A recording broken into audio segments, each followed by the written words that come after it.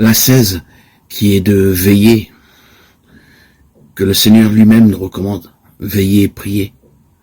Matthieu 26, 41, Marc 13, 33, est une technique de prière. La prière est déjà donnée à notre cœur, fût-ce de façon cachée.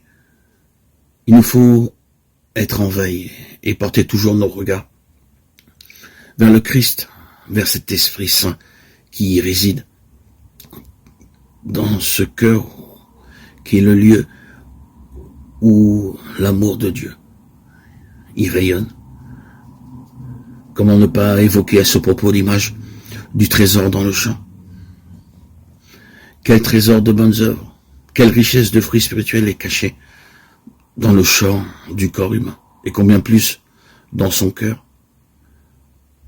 pourvu qu'il soit bêché et fouillé.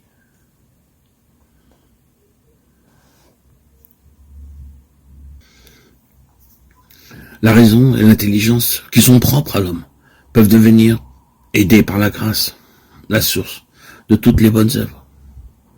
Mais il faut retourner vers votre cœur et prendre en main votre corps. Alors, ne désespérez pas d'y trouver des trésors qui en valent la peine. Oui, un trésor est caché dans le champ du cœur. Comme le marchand de l'Évangile, il faut vendre tout pour acheter le champ et déterrer le trésor. Parfois, Dieu nous donne de surprendre comme un éclat de ce trésor.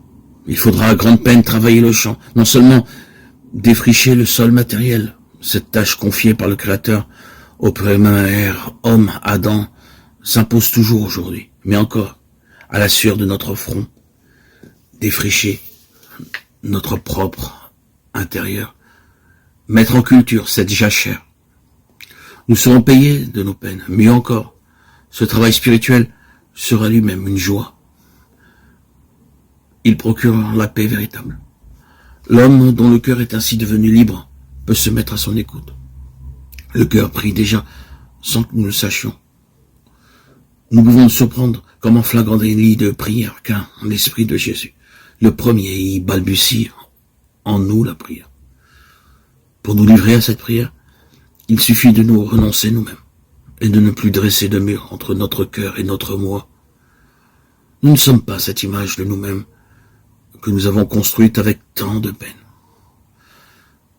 Quand nous aurons jeté ce masque devant Dieu, nous découvrirons notre vrai moi. Nous regarderons stupéfaits et émerveillés. Comment n'avions-nous jamais soupçonné ce que nous étions en réalité et ce que Dieu avait choisi pour nous? Comme elle est belle, notre véritable image, celle que Dieu porte toujours en lui et qu'il désire tant nous révéler.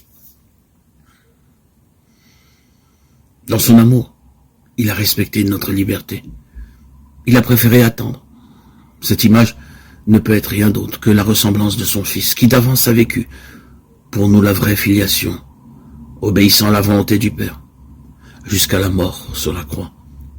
De sa prière à lui, de son combat, de sa vie et de sa mort, nous apprenons la prière. Nous avançons sur le chemin de la prière.